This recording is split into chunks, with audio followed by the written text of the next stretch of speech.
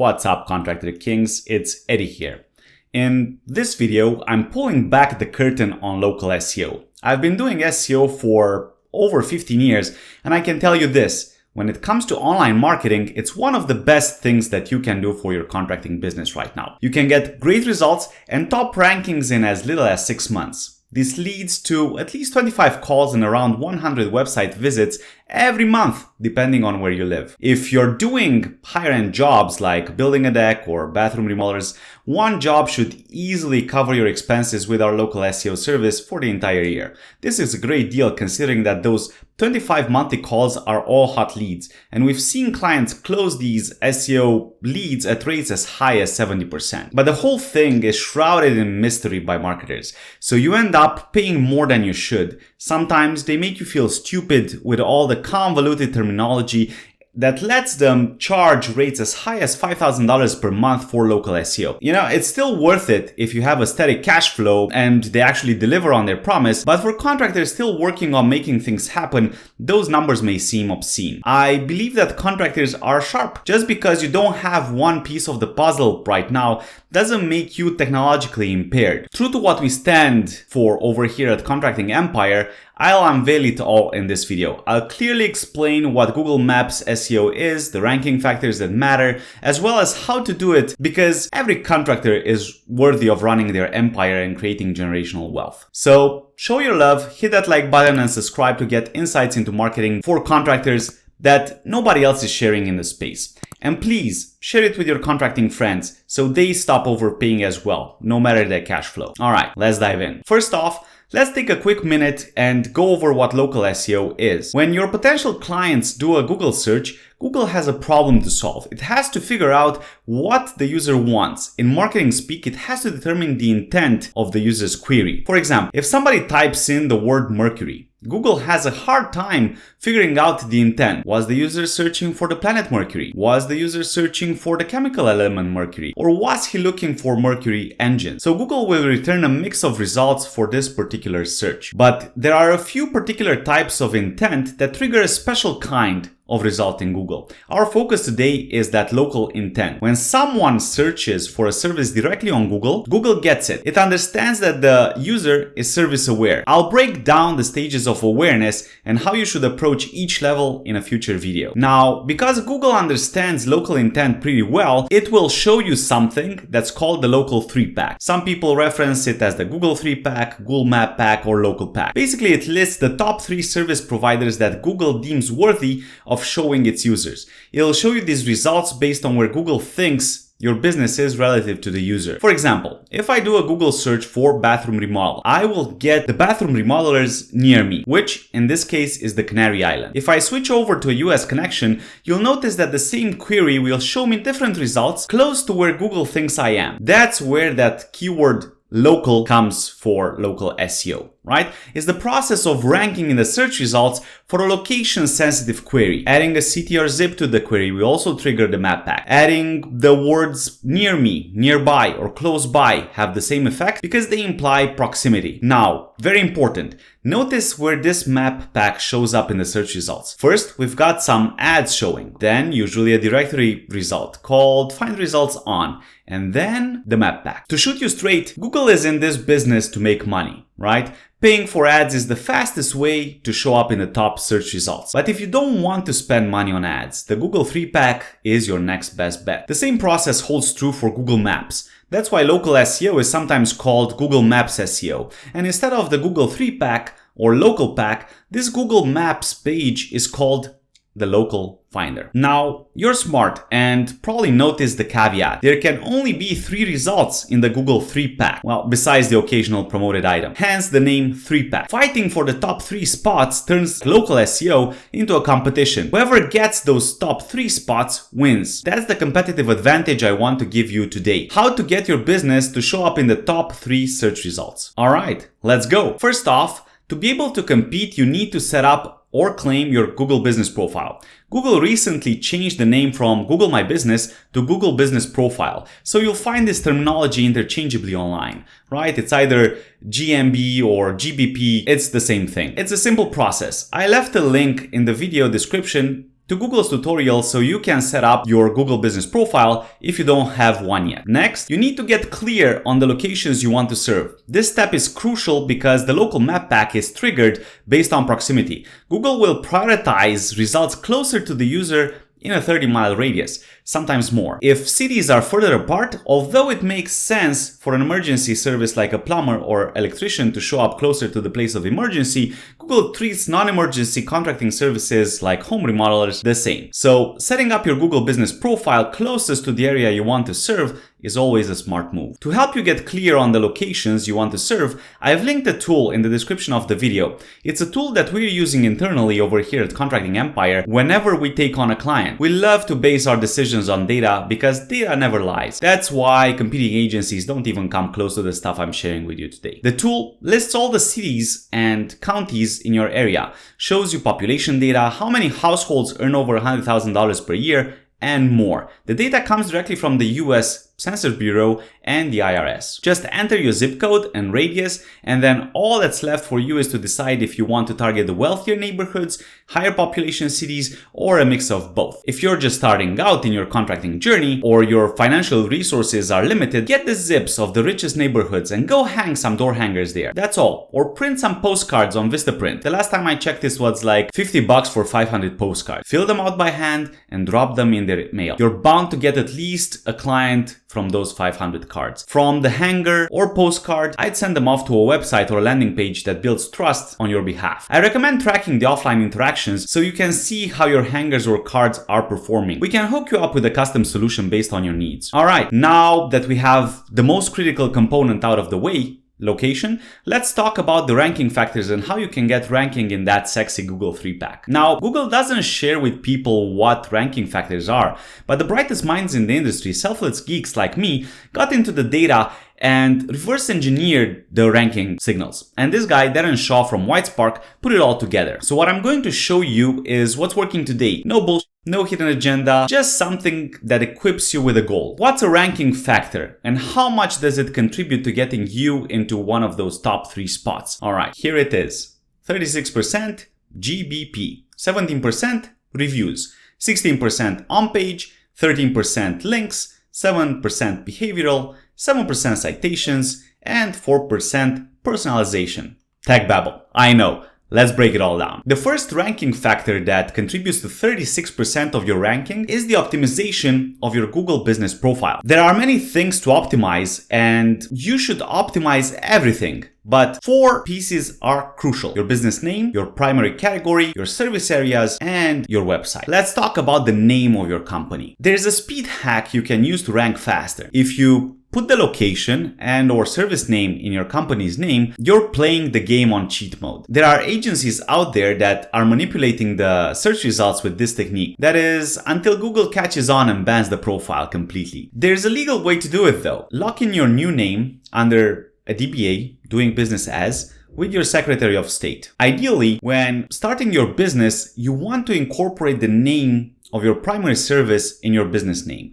so people understand right from the get-go what you're about. I'm going to do a video soon on how to name your business if you're just starting out, so stay tuned for that. If you're already established, I don't recommend doing this, but if you've been trying to make things work for a long time now, right? Perhaps you're having some cash flow issues, it may be a good idea. Here's a quick story to protect you from wasting your money. I've been doing this local SEO dance for a while and I've seen it all, from lead sellers to spammers. So when I saw these messages in my feed, I got angry. I mean, I started to doubt myself on my team's skills. How is this guy getting clients to rank in the top 3 positions after a week or 2? Well, my dear contractor king, if it looks too good to be true, it probably is. Let's look at one of those screenshots. The agency owner says that it's his business.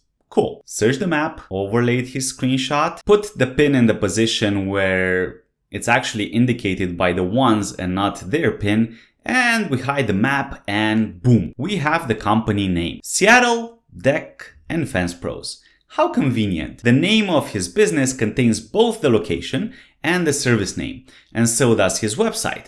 And if we check the website out, beside it looking really bad, what do we see here at the bottom? We are a third-party referral website that sends all leads to a licensed contractor in the state of Washington. Oh boy. And trust me, there are thousands of fake businesses like this, competing with you, the honest contractor. It makes a lot of sense to fight spam and report these businesses. I'll get back to another one of his success stories in a second. So we understand that for your Google business profile, company name is super important. The next essential item in the Google business profile optimization is your primary category. I can't stress specializing and specificity enough. I even made my first video about it. I'll link to it at the end of this video. When choosing a primary category, make sure it closely matches the service you want to rank for. For example, if you do home remodeling and kitchen remodeling is the service that you want people to find you by, select kitchen remodeler for your primary category. Do not select general contractor or any of that stuff. Select the service that you really want to rank for, right? You can set the secondary categories all the other services, but the primary category is kind of a big thing. The third most important item in your Google business profile optimization is your service areas. We talked about them a few minutes ago. Use the tool to target the most relevant locations for your business. The fourth essential item, the puzzle piece that brings it all together, is your website. You can use your website to talk about the locations you serve, your services in those locations, and more. If you don't have the privilege to mess around with your company's name, this is the place where you can make things happen, so you become relevant in your area. Liking it so far? It only gets better from here. Hit that like button if you still follow. Alright, next ranking factor. Reviews. They account for 17% of your ranking and your chance of showing up in that sexy local 3-pack. When it comes to reviews, everything about them matters. How many reviews you have,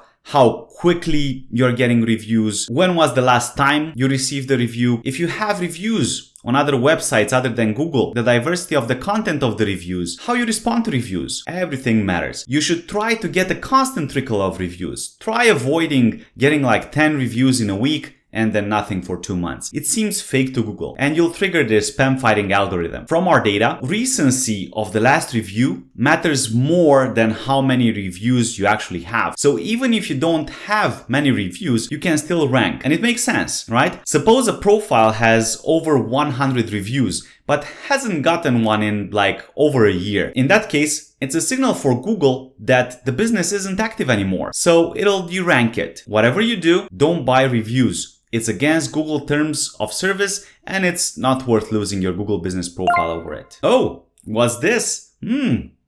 Interesting. Let me check out this guy's profile. He's selling the forbidden fruit. And what do you know? He's friends with our quick success friend, our one-trick pony. I wonder if they are connected. Hunting down the location, overlapping, putting the pin in the right location, hiding, and boom! McKinney Fence and Deck. Busted. The name of the company contains both the location, the city of McKinney, and the service provided, Decks. Let's take a quick look at the reviews. They are all recent, there are a lot of them, and they all have misspellings. And if we check out one of the profiles, after a quick search, we can quickly discover that these people are fake. I'm pretty sure that our 25-year-old Danish male didn't move to McKinney. I wonder if I should report this profile. Let me know in the comments down below. Leaving the spammers aside, for you, the legit contractor, how do you get these elusive reviews? Easy. Is it okay if I over-deliver? Alright, let me give you a quick formula. When you have the contract signed, pre-frame the review.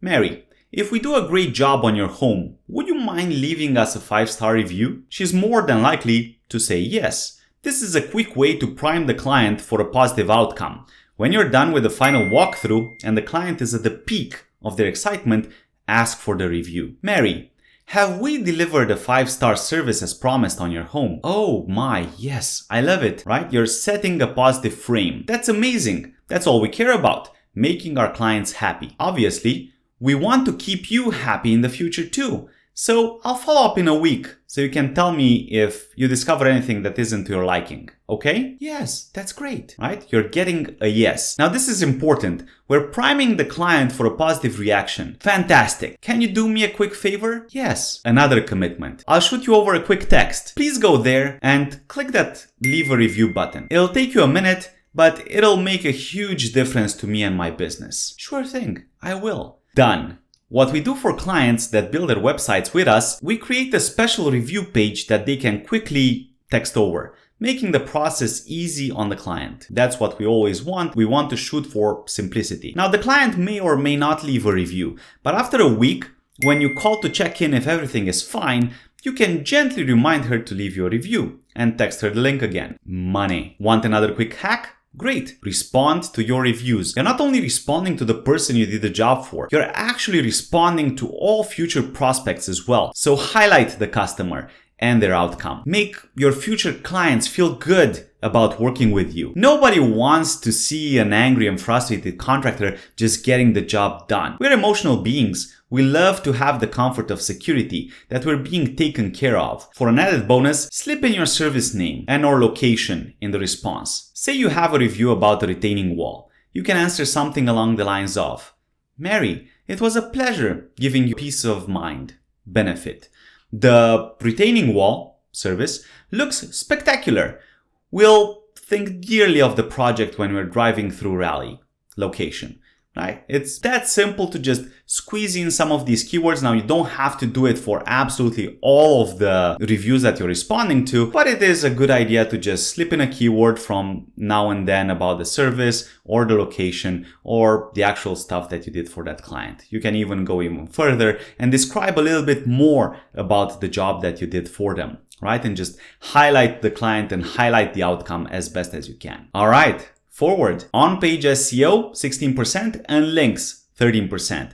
This is all about your website. Your website is the second largest ranking factor for your Google Business Profile, coming in hot at 29% if you add on-page and links up. This one's pretty technical, so I won't dwell too much on it. But here's a quick checklist. Do you have your NAP, name, address, phone number listed on the website? Cool.